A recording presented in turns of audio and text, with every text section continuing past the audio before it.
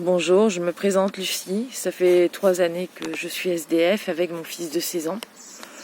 Donc cela s'est produit suite à des dettes que mon conjoint avait accumulées et n'avait osé me faire part. Donc je m'en suis rendu compte une fois retrouvé expulsé. Donc bien trop tard. Donc désormais je fais mon possible pour survivre et offrir de la stabilité autant que je le peux à mon fils, que je soutiens du mieux que je peux pour son moral, ses études, sa vie d'enfant, voilà, lui permettre de fréquenter ses amis qui bien sûr ne sont pas au courant de ce que nous vivons. Alors comment j'essaye de m'en sortir? Nous nous faisons de temps en temps héberger, mais jamais assez longtemps au même endroit. Quand c'est pas le cas, j'essaie de trouver les endroits les moins dangereux, parce que j'ai tellement vu d'horreurs dans la rue, des agressions, des vols, des viols, et généralement c'est souvent nous les femmes qui en sont le plus victimes, ainsi que les personnes victimes déjà d'un handicap. Alors pour vivre ou plutôt survivre, je travaille en temporaire ou sinon pour des particuliers. Donc je fais diverses choses. Aide de vie. J'aide aussi beaucoup en informatique. Je répare aussi, je fais réparation d'ordinateurs, un peu d'infographie, c'est-à-dire création de flyers, cartes de visite, logos. Je sais même faire un peu de rénovation, un peu de maçonnerie. Voilà, du fait que j'ai géré à un moment une boîte de BTP. Donc voilà. Donc pour l'instant un CDI, pour l'instant dans ma situation, c'est impossible tant que je n'ai pas un toit fixe au-dessus de la tête. Car bien évidemment je ne peux pas travailler en ne sachant pas mon fils en sécurité lorsqu'il n'est pas à l'école. Là, ce qui est le cas en ce moment de déconfinement du coronavirus. Voilà. Donc pour les démarches, bien sûr que j'ai fait des démarches, ça je n'ai pas arrêté d'en faire, là j'en suis même dégoûtée. Donc évidemment, première chose que j'ai fait, c'est ce fameux dossier HLM. Ça fait 3 ans qu'il est en cours, 3 ans que je ne fais que ça, le renouveler. J'ai bien évidemment mis en place un DALO. J'ai fait appel à la MDSI et diverses assistantes sociales.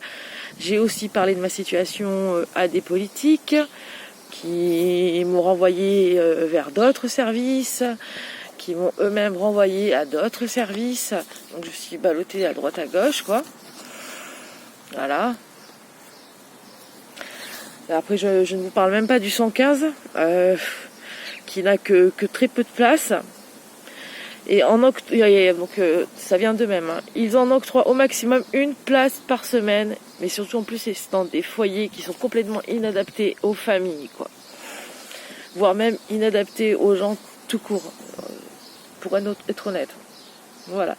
Donc je peux vous assurer que même en ayant du caractère et de la force, ce genre de choses, ça abat le moral de tout le monde, de quiconque. Voilà, le fait de ne pas avoir de logement fixe pose aussi des problèmes pour le courrier et la réception de documents essentiels, tels que par exemple les impôts.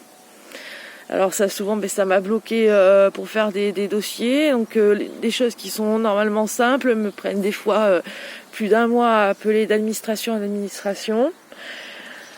Voilà. Alors que là, la seule chose que je demande du fond de mon cœur, de mon âme, c'est juste un logement avec au moins une chambre pour mon fils, pour qu'il ait son intimité d'adolescent. Moi, dormir sur un canapé, c'est pas un problème. Je voulais juste, voilà, s'il y a des gens qui m'écoutent, qui ont aux alentours de Bordeaux, pas forcément Bordeaux même, mais juste que ce soit desservi par les transports, de façon à ce que mon fils puisse continuer sa scolarité là où il est, et que je puisse aussi continuer à travailler chez les particuliers qui m'apprécient bien. Au moins voilà, avoir des transports en commun. Donc si vous avez quelque chose, même à rénover, hein, que ce soit un peu de maçonnerie, du plâtre, voire même un peu d'électricité, je peux le faire, voilà, on pourrait s'arranger là-dessus, avec évidemment en plus un loyer, il n'y a pas de souci, quoi. Voilà, parce que moi c'est vraiment ma seule demande, car je sais qu'une fois que j'ai un logement, tout le reste de ma situation se débloquera, je trouverai un CDI et surtout je pourrai aussi me reposer moralement et mon fils pourra retrouver sa vie d'enfant qu'il mérite, quoi. Voilà, bon je pourrais continuer encore longtemps sur comment je m'organise pour la nourriture, la douche. Alors évidemment, quelques associations aident, mais bon, c'est évident que ça ne suffit pas. Donc les gens qui vivent dans la rue, les SDF, nous avons malheureusement mis en place pas mal de systèmes d'aide, quoi, hein. Donc par exemple, souvent moi je vais derrière les magasins pour prendre les produits, les invendus, les produits périmés de quelques jours pour pouvoir me nourrir. Et j'en passe et des meilleurs, quoi. Donc voilà, donc en fait je voulais juste vous dire qu'en fait que tout ce qui semblait à l'époque pour moi quelque chose de simple et d'acquis, c'est devenu une véritable épreuve dans la situation dans laquelle je suis actuellement, avec surtout un enfant, quoi. D'ailleurs, la seule raison qui fait que je m'accroche à la vie, c'est mon fils, quoi. Voilà, ça a été très difficile de faire cette vidéo. Merci de m'avoir écouté.